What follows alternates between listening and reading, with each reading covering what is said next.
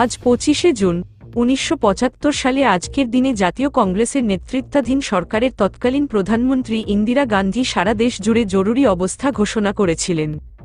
তাই আজকের দিনে সেই দিনের ঘোষণার প্রতিবাদ জানিয়ে চুঁচুড়া ঘড়ির মোড়ে হুগলি সাংগঠনিক জেলা বিজেপির সভাপতি তুষার মজুমদারের নেতৃত্বে 25শে জুনকে দেশের ইতিহাসে কালো অধ্যায় হিসেবে চিহ্নিত করে একটি বিক্ষোভ কর্মসূচি পালন করলেও বিজেপি জেলা সভাপতি ছাড়াও এই কর্মসূচিতে উপস্থিত হয়েছিলেন বিভিন্ন মণ্ডলের সভাপতির সহ বিজেপি কর্মীরা।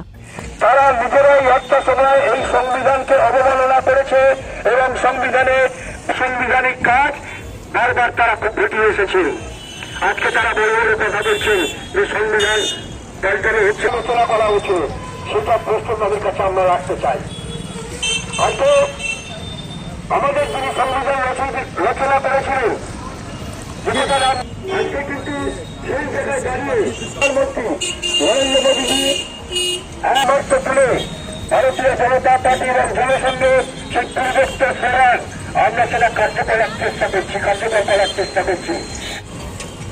আজকে ভারতবর্ষের যে কালো দিন, কালো অধ্যায়, তৎকালীন ইন্দিরা গান্ধীর সময় যে জরুরি অবস্থা ঘোষণা করেছিল, সেই জরুরি অবস্থার পরিপ্রেক্ষিতে ভারতবর্ষের সাধারণ মানুষ তার মৌলিক অধিকার হারিয়ে ফেলেছে।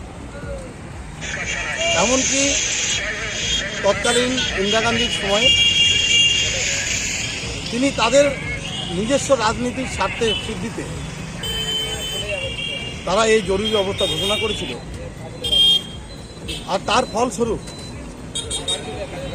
তখন ভারতবাসীর সমস্ত জিনিসপত্রের দাম এমনভাবে বেড়েছিল যে সাধারণ মানুষ অনাহারে সামিল হয়েছিল। তারা খাদ্যদ্রব্য থেকে বঞ্চিত ছিল, খাদ্যদ্রব্য সেগুলো পেত না বা এত দাম বেড়েছিল সেভাবে তারা বাঁচার তাগিদে হারিয়ে ফেলেছিল।